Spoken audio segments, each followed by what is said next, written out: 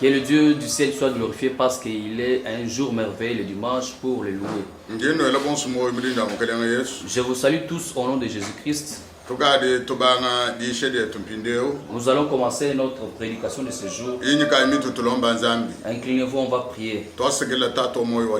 Merci les Pères de la vie éternelle. Nous étions endormis comme des morts cette nuit. Tu nous as réveillés, tu nous as réveillé les souffles de vie en ce jour. Dimanche, c'est ton jour saint. Tu as travaillé durant 6 jours pour te reposer le 7e jour. Ça, c'est le jour de la sanctification et de la gloire. Nous sommes en ta présence, notre Seigneur, pour proclamer le Saint Jésus que tu avais envoyé comme sauveur du monde. Jésus est l'espérance de tous, parce que notre délivrance est en Jésus. Merci Seigneur de gloire, que ces paroles entrent dans les cœurs de ton peuple, qui bouffent à travers ma bouche, que cette parole les sauve, qu'ils trouvent la connaissance de Jésus-Christ, pour qu'ils soient sauvés. Au nom de Jésus. Amen. Amen. Genèse chapitre 22 verset 18. Nous allons lire Genèse chapitre 22 verset 18. Oui. Nous lisons au nom de Jésus-Christ. Toutes les nations de la terre seront bénies en ta postérité, Oui. parce que tu as obéi à ma voix. Zambi wa kambila abalahamane bisambe byonsu bya habuloba nebi bene shibo bobolubwe bwa kanka no kebe weo walbo wewa wa katumikele jija. Dieu dit à Abraham que toutes les nations de la terre seront bénies en ta postérité parce que tu as obéi à ma voix. Ndindonge shele le Christ est la postérité promise lors de l'alliance avec Abraham. J'enseigne sur le thème aujourd'hui, Christ est la postérité promise lors de l'alliance avec Abraham. Kristo Yesu le kanka nuina ka Abrahama kuchungiri chiwanzambe mweze na Abraham. Jésus-Christ est la postérité d'Abraham par l'alliance. Zambi wa kabikela bala mawatela. Dieu avait appelé Abraham fils de Terah, en Ur, caste de la grande Mésopotamie. Dieu avait trouvé Abraham fils d'un féticheur. Terah n'était pas croyant, il ne connaissait pas Dieu. Dieu l'a appelé et il a enlevé des fétiches pour qu'Abraham connaisse Dieu. Abraham avait crié en Dieu. Et la foi, la croyance qu'il avait créée en Dieu, cela a été compté comme sa bonté, comme sa justice. Cela a été compté comme une justice pour lui. Alors Dieu a appelé Abraham et resté avec lui. Pourquoi il l'avait appelé? Il avait appelé Abraham pour fonder une nouvelle entité, parce que la terre était déjà détruite. Dieu avait perdu son peuple sur la terre. Tout le monde s'est prosterné devant Satan, comme vous le voyez aujourd'hui. Dieu avait voulu créer sa nation sur la terre, c'est-à-dire pour que les gens puissent naître de nouveau, qui sortent de la nature adamique afin de trouver la nature divine. Alors il fallait que Dieu fasse une autre formule pour savoir sauver les hommes de ce monde. Et il appela Abraham avec le but de fonder une nouvelle entité. Lorsque Dieu a appelé Abraham, Abraham ne savait pas pourquoi Dieu l'appelait. Abraham était stérile. Sa femme Sarah, il n'avait pas d'enfant. Mais Dieu lui fait une promesse et dit: toutes les nations du monde, tous les 5 continents, tous ces hommes seront bénis au travers de ta postérité. Il parle de la postérité. Ta postérité. Lorsque Dieu parle avec Abraham, Abraham connaissant que moi j'aurai un enfant comme Dieu l'avait dit. Genèse chapitre 12. Si vous lisez Genèse chapitre 12, Dieu dit que toutes les nations du monde seront bénies en toi.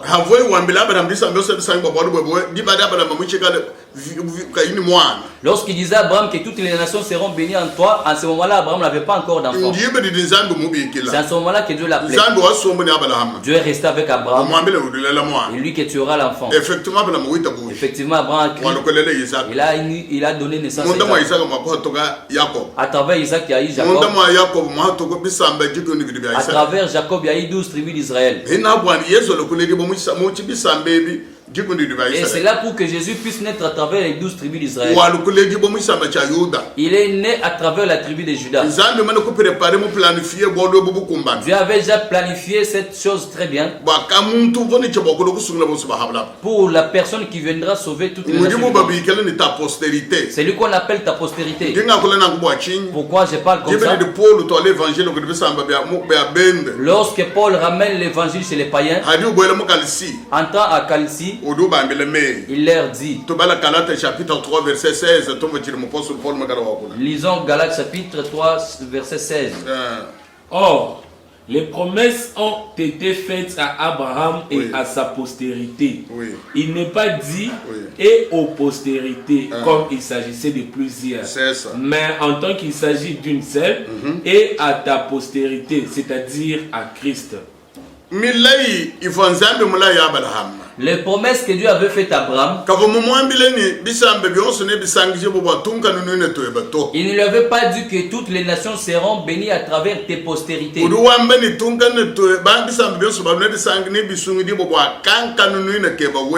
dit que toutes les nations seront bénies pour ta postérité. Il ne parlait pas des postérités.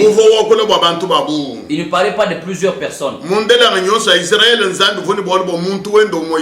À travers toutes les générations d'Israël, Dieu avait une affaire avec une seule personne, Jésus. Que tout le monde entier doit connaître. Que tout le monde entier doit croire. Parce que Jésus est envoyé comme la bénédiction des hommes sur la terre. Jésus, c'est notre bénédiction. Dites à Abraham. Ça ne veut pas dire que Dieu ne connaissait pas les païens. Pour que les hommes disent que Dieu avait seulement affaire à Israël, c'est une grosse erreur. C'est une grosse erreur. Dieu connaît tout le monde. Dieu connaissait de toutes les nations. C'est lui qui a créé tout le monde. Il a créé les animaux et les oiseaux. C'est Dieu qui a créé tout homme de la terre, noir, blanc, jaune, toute race. Il connaît celui de toute nation et de toute tribu. Mais il avait déjà choisi Israël pour que Jésus soit né à travers cette tribu. Pour que Jésus puisse réconcilier la famille de Dieu avec toutes les tribus. C'est ce qui avait été fait par Dieu selon son plan. Il prenait Abraham, fils de Terah.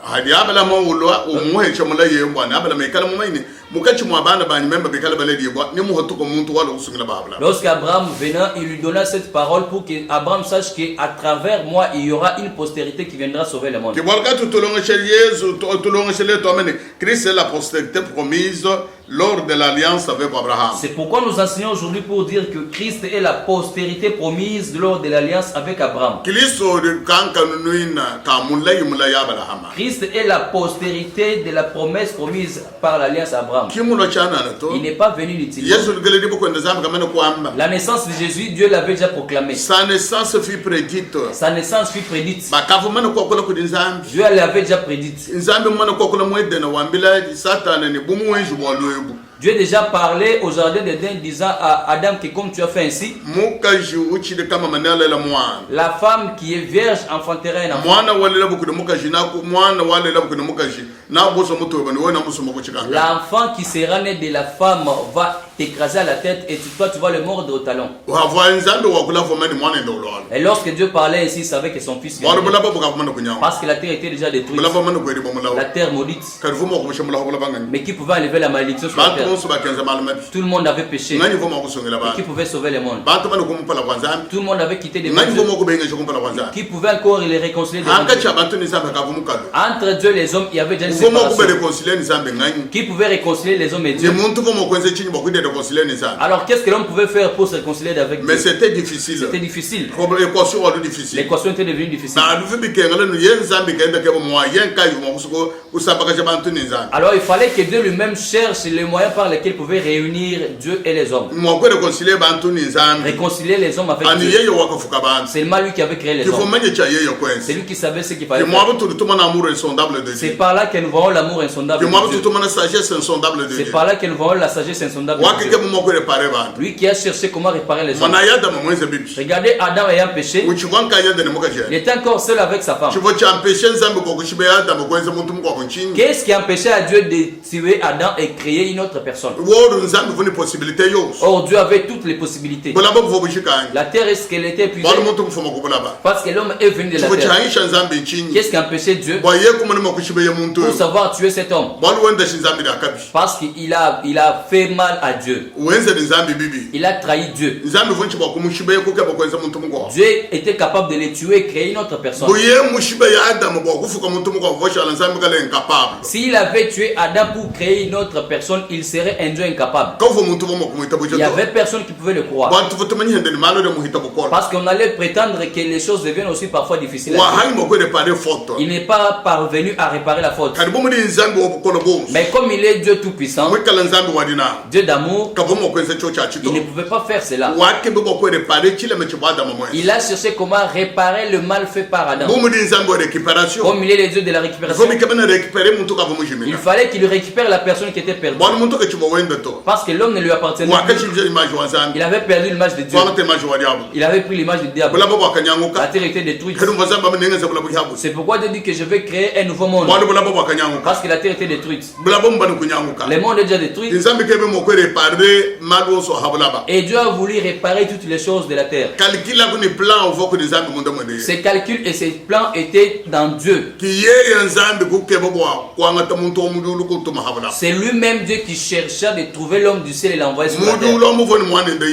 Au ciel, il était avec son fils Jésus. Avec qui ils ont créé les cieux et la terre. Dieu même dit, faisons l'homme à notre image selon notre ressemblance. Faisons l'homme à notre image et selon notre ressemblance. Il parlait à Jésus. Je vous ai déjà parlé de cette chose dans mon enseignement passé. Si tu suis très bien mes anciens enseignements, tu trouveras ces paroles à l'intérieur. C'est par là qu'il cherchait à envoyer ce Jésus. C'est pourquoi il dit à Abraham qu'à travers ta postérité, il y aura une personne. Dieu révèle à Jacob Israël.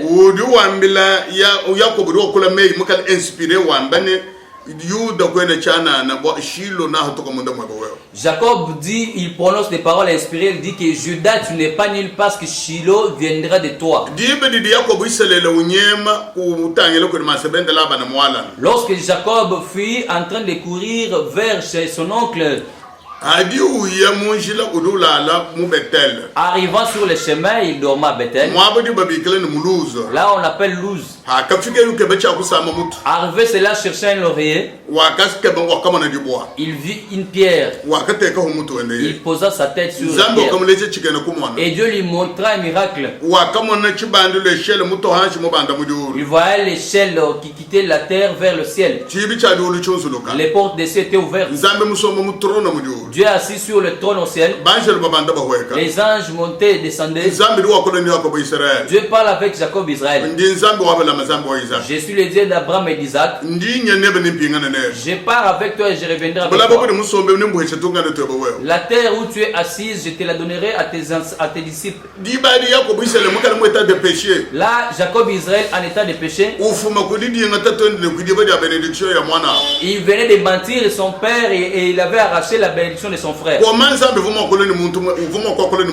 Comment Dieu pouvait traiter avec quelqu'un dans l'état de péché? Comment Dieu pouvait faire des promesses à quelqu'un étant en état de péché? Lorsque Dieu parlait avec Abraham pour les nations inconnues, les païens n'étaient pas encore réconciliés avec Dieu. Parce que tu peux te demander, Dieu est saint. Comment il parlait avec Jacob Lui étant dans l'état de péché. Quand Dieu parle avec Abraham, il parle pour les autres nations. Cela ne voudrait pas dire que nous on était déjà réconciliés avec Dieu. Toutes les nations étaient encore dans l'état de péché.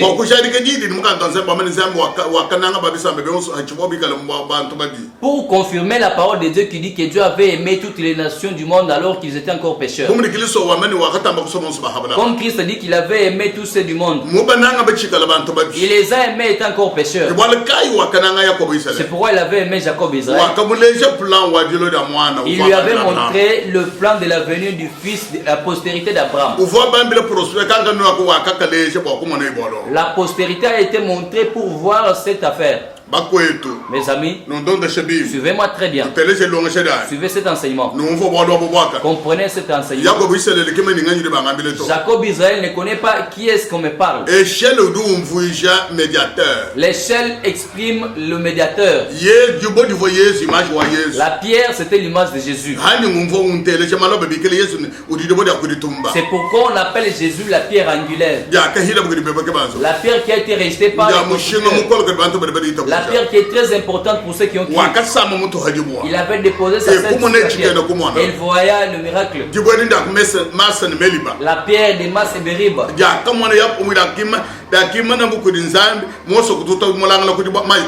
La pierre sur laquelle Dieu s'était posé et Moïse avait frappé la Vierge et l'eau coula. Cette pierre-là. Cette pierre. Jacob, on l'avait montré l'image de cette pierre. Il avait déposé sa tête là-dessus. Lorsqu'il était resté sur la pierre, tous ses péchés étaient pardonnés. On lui montra celui qui devrait réconcilier les hommes avec Dieu. Et pour que l'homme arrive devant Dieu, il doit passer à travers l'échelle. Jésus lui-même dit, personne ne peut voir le Père sans passer par moi.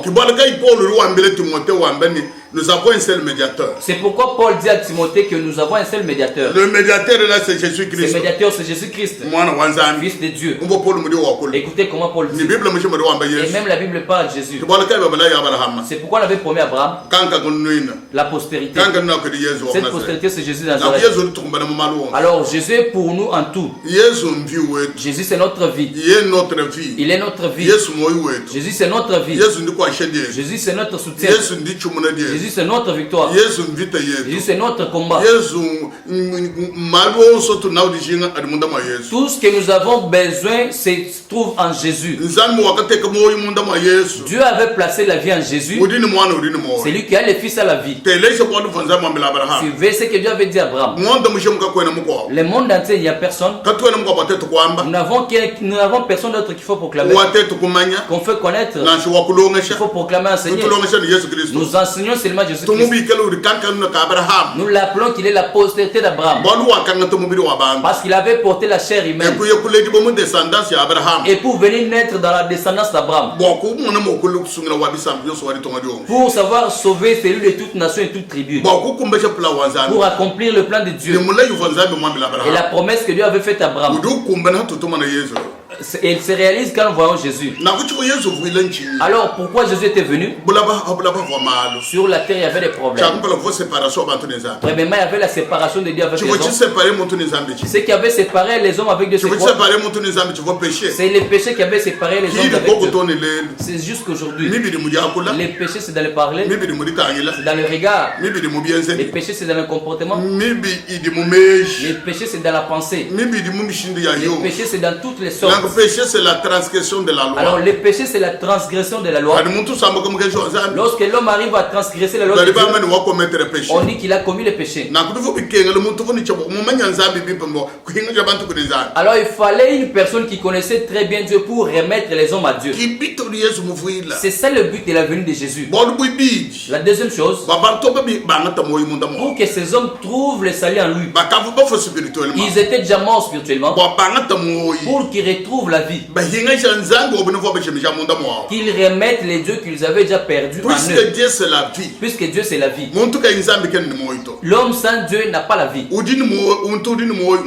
C'est celui qui a Dieu qui a la vie. Pour que ces hommes se rencontrent avec Dieu, qu'ils se croisent avec Dieu, que la vie revienne à eux. Parce que la vie était déjà perdue. La vie que tous les hommes de ce monde marchaient avec, ils étaient déjà dans la mort du diable.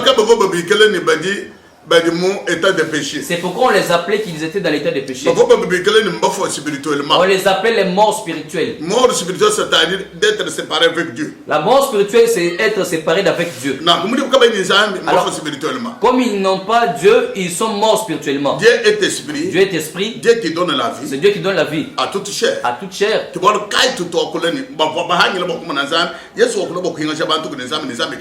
C'est pourquoi nous disons qu'ils avaient manqué comment rencontrer Dieu, et Jésus est venu pour amener les hommes pour que Dieu soit en eux, pour qu'ils soient en vie. Lorsque cette vie entre en l'homme, il va aller même à travers le travail qu'il faisait qui ne marchait plus. Il va aller même dans le travail qui ne marchait plus. Dans toutes les choses que faisait l'homme. Lorsque l'homme retrouve la vie, Dieu étant en lui, Dieu qui avait réparé le péché, il donne la vie en toutes choses, même dans les études des enfants, même dans la nourriture, l'habillement, même dans les mariages qui étaient morts, même dans toutes les difficultés. Dieu vient réparer tout. Ceux qui n'avaient pas la vie retrouvent la vie.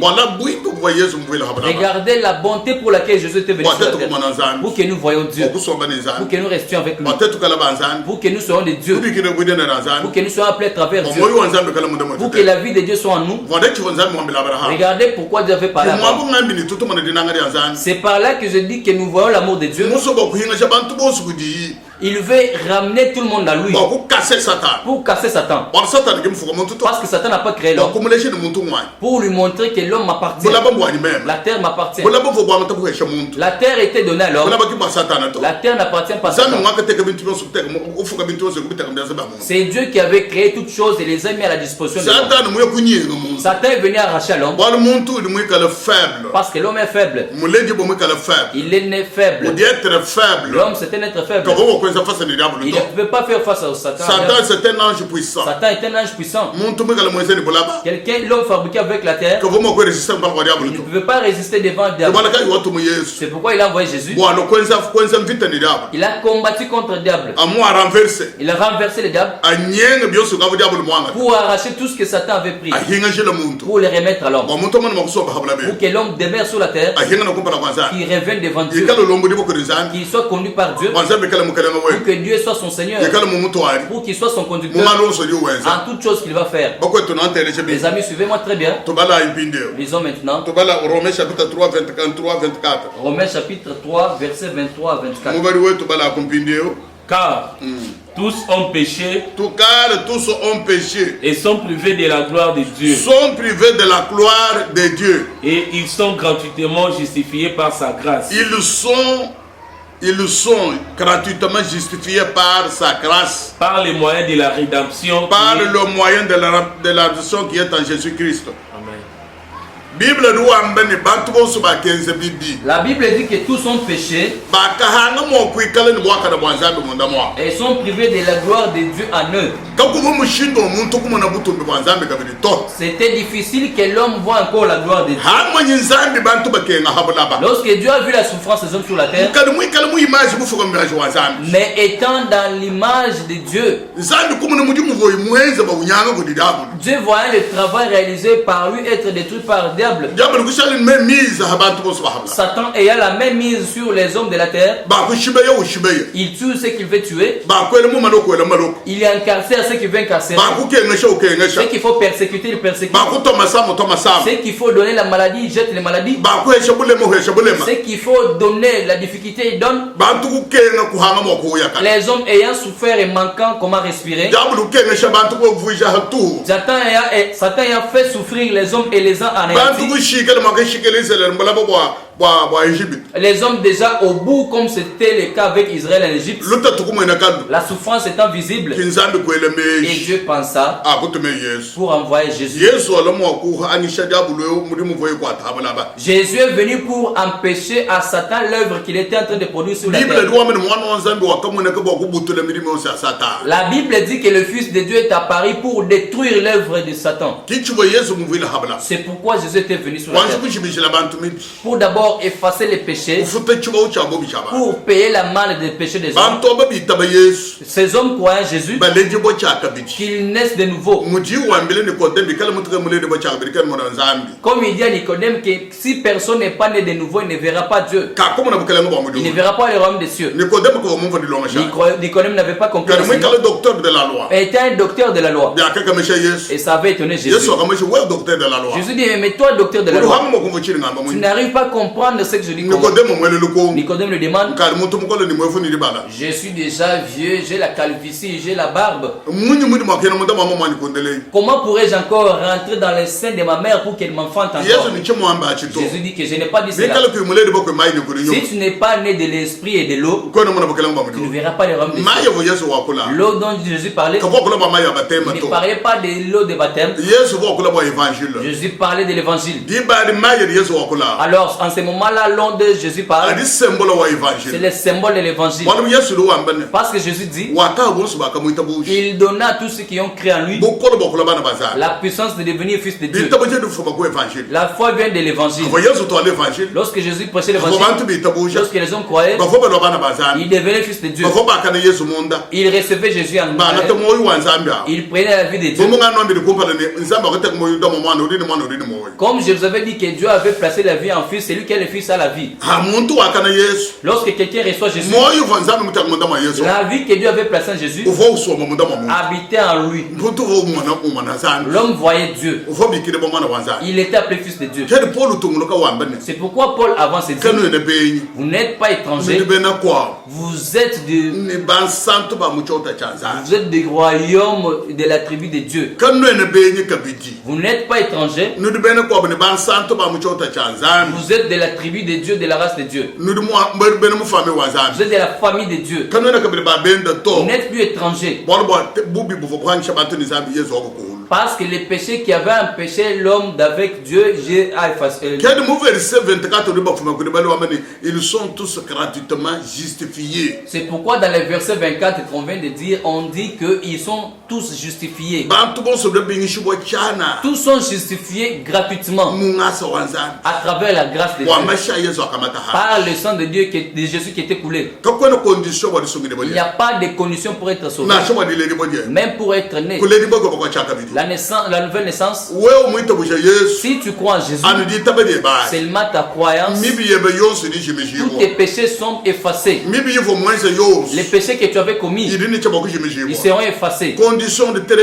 La condition est très facile, seulement croire en Jésus.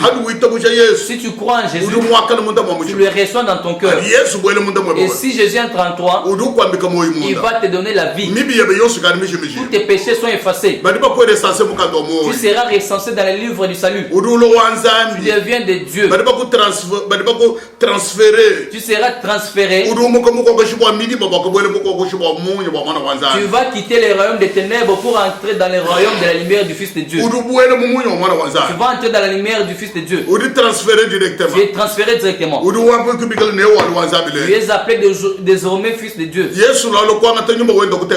Jésus vient et place son esprit en toi pour que tu sois conduit par l'Esprit de Dieu, pour confirmer être fils de Dieu.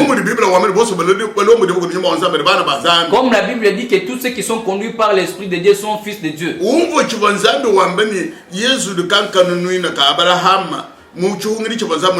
Suivez pourquoi la Bible dit que Jésus est la postérité d'Abraham à travers l'alliance que Dieu avait faite avec Abraham. Mais Jésus a quitté le ciel. Mais comment il est devenu fils d'Abraham? Lorsque Jésus s'arrêta et prêchait à Israël, il leur dit qu'avant qu'Abraham ne fût, moi j'étais. Moi je suis. Moi je suis. Je suis à Wabenda wa mon Exode. Je suis là qu'on a lu dans dans Exode. Je suis celui qui suis. Là où Jésus dit que là où Dieu dit que je suis celui qui suis. Jésus dit que avant qu'Abraham ne fît, moi je suis. Les hommes étaient étonnés. Toi tu n'as pas encore 50 ans. Comment est-ce que tu avais vu Abraham? Oh, lorsqu'Abraham se tenait à la montagne de Morija, il voyait l'agneau attaché à l'arbre. Jésus est l'agneau de Dieu. Il avait porté les péchés d'Isaac, le fils d'Abraham. Il était rentré sur l'autel pour montrer que Jésus prendra ta place. Toi qui étais sans Dieu, Jésus va mourir à ta place. Il va payer l'amende de ton péché. Jésus va souffrir à ta place pour que toi qui n'avais pas de valeur, que tu trouves la valeur aujourd'hui. Toi qui n'étais pas considéré, qu'on te connaisse aujourd'hui, connu des dieux et des hommes. Sois connu de Dieu. Toi aussi connu de Dieu. Connaître Dieu et être connu de Dieu. Connaître Dieu et être connu de Dieu. Dieu te connaît. Pour que cela se fasse seulement en dehors de Jésus. En dehors de Jésus, il n'y a pas moyen de connaître Dieu. Il n'y a pas moyen de voir Dieu. Parce que Jésus dit, il n'y a personne qui connaît le Père, seulement le Fils. Il n'y a personne qui connaît le Fils, seulement le Père. Seulement celui que le Fils veut montrer le Père. Seulement celui que le Père veut montrer le Fils. C'est pourquoi Paul dit que Dieu avait révélé son Fils à moi. À moi. Pour que je vois le Père. Alors tu ne peux pas voir le Père si tu n'as pas Jésus. Tu ne peux pas voir Jésus si tu n'as pas le Père. Écoutez comment le travail se fait.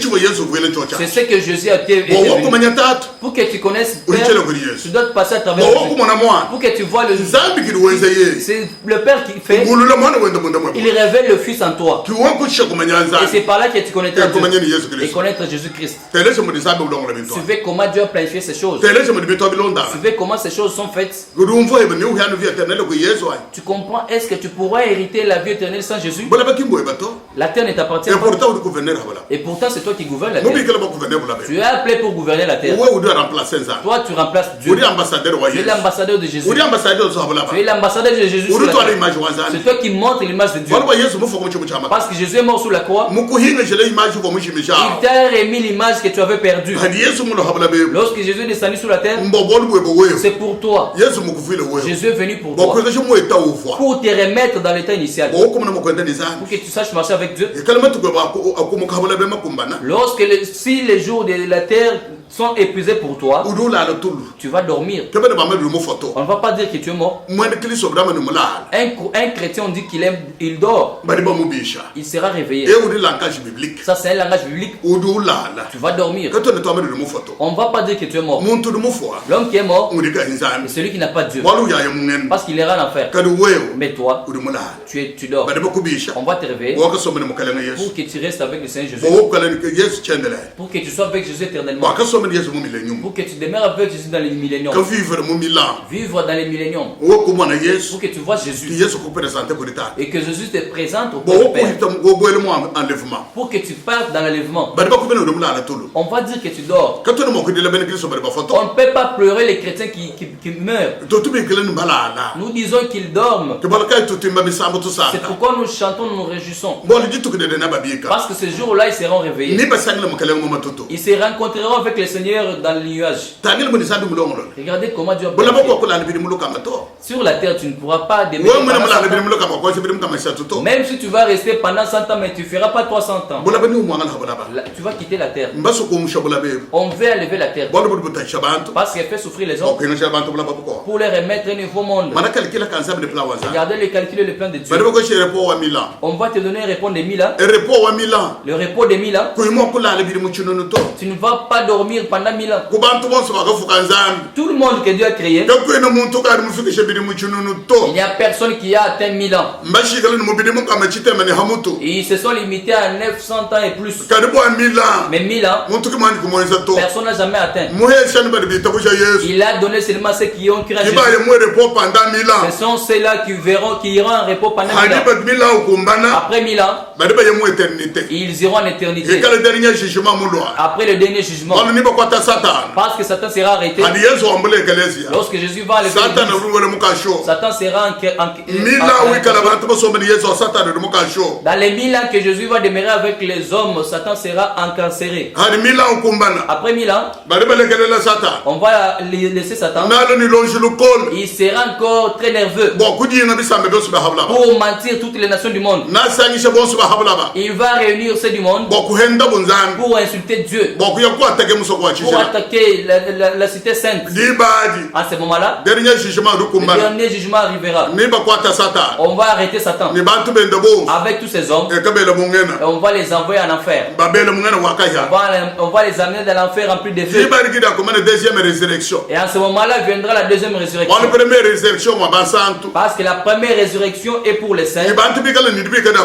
Ceux qui auront la première résurrection, ils sont heureux. Ces gens-là demeureront avec Christ Jésus. Regardez comment Dieu a souffert pour que Jésus quitte le ciel, qu'il prenne la chair humaine afin de sauver l'homme. Regardez l'enchaînement de ces événements. Je vais te l'ouvrir aujourd'hui pour que toi tu penses, tu réfléchisses du plan de Dieu pour toi. La souffrance que Dieu souffre, tout ce que la Bible a écrit, c'est pour vous, pour que vous puissiez connaître, pour que vous passiez à travers cette étape, pour qu'à la fin, que tu ne sois pas disqualifié, que tu ne sois pas désapprouvé, que tu sois de Dieu, que tu sois heureux, que tu vois la gloire du Seigneur, que tu entres dans les pensées, que tu demeures avec Dieu éternellement, parce que tu es justifié. La justification est gratuite. C'est pas le sang de Jésus.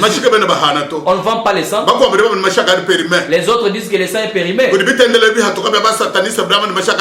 Il y a les églises satanistes qui disent que le sang est périmé. Ils insultent Dieu. Le sang de Jésus n'est pas périmé. Le sang de Jésus et parle. Comme la Bible dit, le sang de Jésus parle mieux que celui d'Abel. Amen. Les saints parlent au trône. Jésus lui-même est assis à la droite du Père. Il est notre avocat. Il est notre avocat. Il intercède en notre faveur. Il intercède en notre faveur. Il intercède en notre faveur. Jusqu'à ce jour, Jésus est à la droite du Père. Il remet à Dieu lui dit, j'ai déjà fait le travail. Comme il avait dit sur la croix, tout est accompli. J'ai fini le travail. Il rappelle à Dieu pour ceux qui l'ont cru, ceux qui sont dans les difficultés, ceux que Satan accuse. Satan accuse. Mais Jésus est avocat. Il plaide à notre place pour vaincre Satan. Pour vaincre Satan éternellement. Pour qu'il n'arrive pas à mentir Dieu. Mes frères, lisons. Galates 3, 13 à 14. Galates chapitre 3, verset 13 à 14. Oui. Christ nous a racheté de la malédiction. Christ nous a racheté de la malédiction de la loi. De la loi. Étant devenu malédiction pour nous. Étant devenu malédiction pour nous. Car il est écrit. Maudit est quiconque est pendu au bois. C'est ça. Afin que la bénédiction d'Abraham eût pour les païens son accomplissement en Jésus-Christ. Et que nous ressuscitions par la foi l'esprit qui avait été promis. La Bible dit, Christ nous a racheté de la malédiction de la loi sur la croix. C'était fait malédiction pour nous. Toutes les malédictions lancées sur nous, parce que la malédiction vient de la loi. Dieu avait placé la loi pour que l'homme ne mange pas le fruit. Lorsque l'homme a mangé le fruit, il a transgressé la loi. Il a transgressé la loi. Et c'est par là que Dieu a maudit. C'est cette malédiction que nous disons. Jésus a porté la malédiction de la loi. Parce que nous avons transgressé la loi. Toutes les malédictions qui étaient maudites pour avoir transgressé la loi. À travers ces malédictions, il y a eu beaucoup de souffrances. Jésus est venu porter tout cela sur la croix. Les maladies sont les fruits de la malédiction. Les malédictions viennent du péché. Les péchés que les hommes avaient consommés. Alors les maladies sont apparues. La mort spirituelle et charnelle est apparue. Cela a été visible. Alors lorsque toutes ces choses sont arrivées, la souffrance a trouvé les hommes. Manger était devenu difficile. Se vêtir difficile. Les hommes se sont refusés. Les hommes se sont haïs. Ils ont commencé à s'entretuer. Ils ont commencé à porter la pensée du diable à eux. Compléter les péchés sur les autres.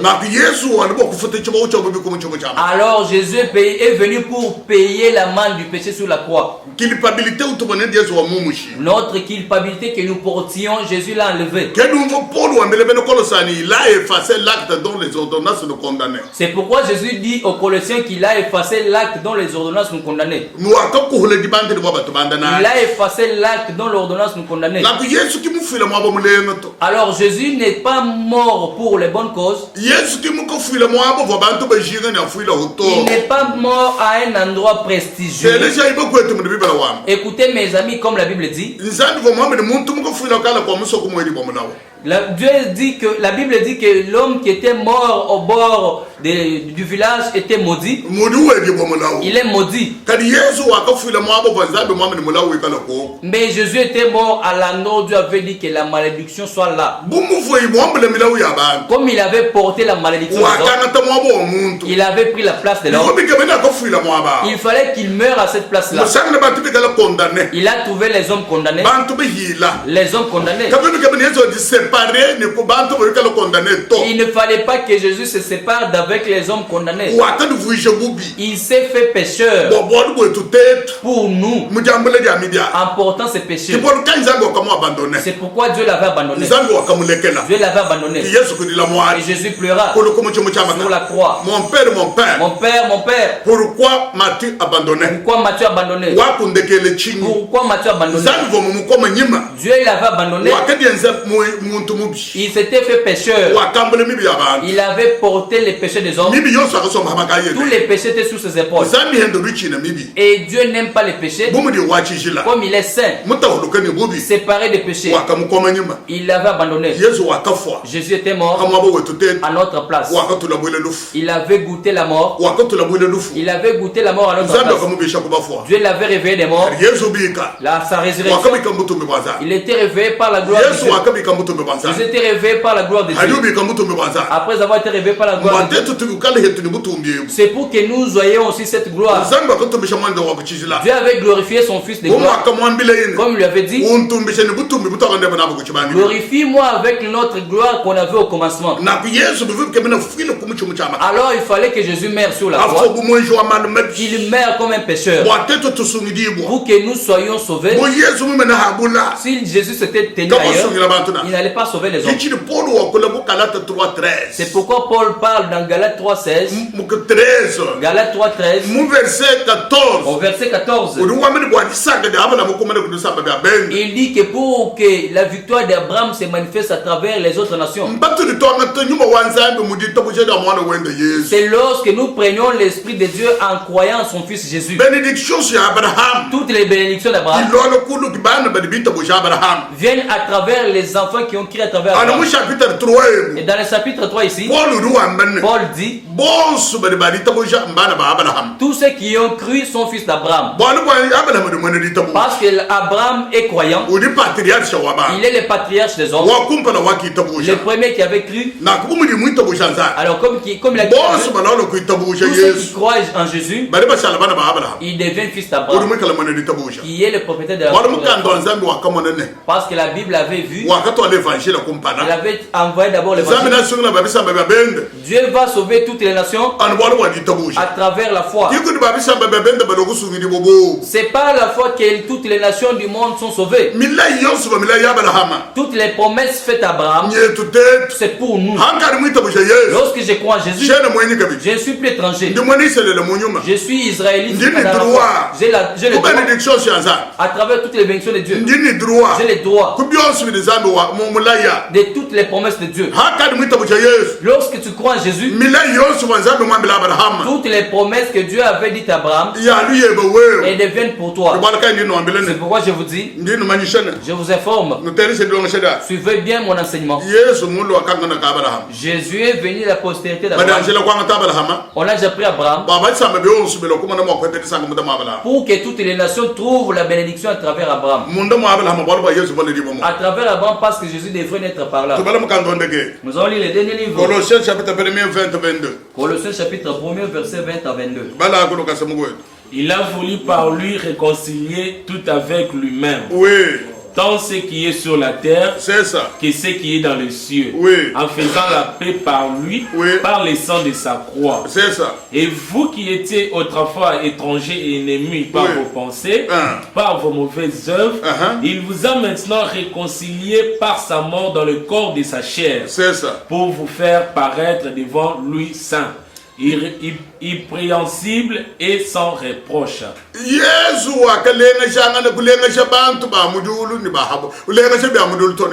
Jésus a purifié ceux du ciel et de la terre. Il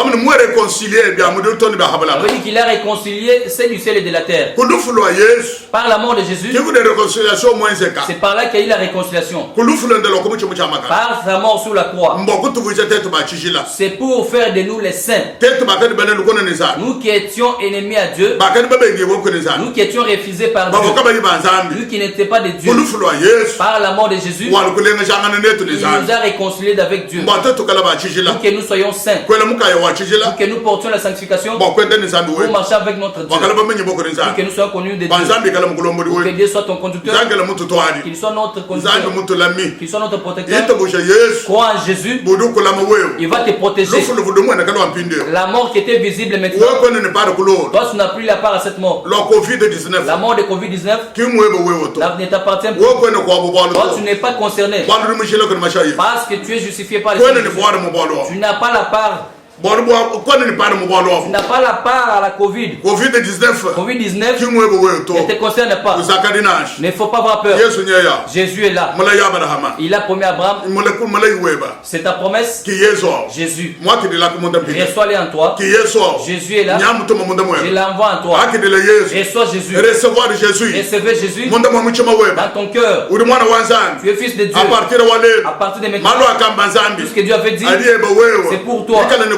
Sois courageux. Prenez le courage. N'ayez pas peur.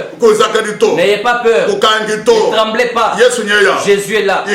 Qu'il soit avec toi. Que Jésus te justifie. Il te sauve. Il te garde. J'ai pris maintenant pour toi. Incline-toi. Seigneur, du ciel de la terre, merci. Que la gloire te revienne. Merci papa pour ta promesse. Merci mon papa. Parce que tu as pensé pour nous. Mon papa, merci.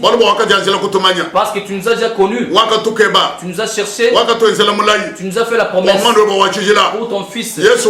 Jésus est venu. Nous croyons en lui sincèrement. Le travail qu'il avait fait, c'est pour nous. La souffrance pour Jésus, c'était pour que nous ayons la paix. Il a porté nos souffrances. Merci mon Dieu. Pour que nous soyons visibles devant toi.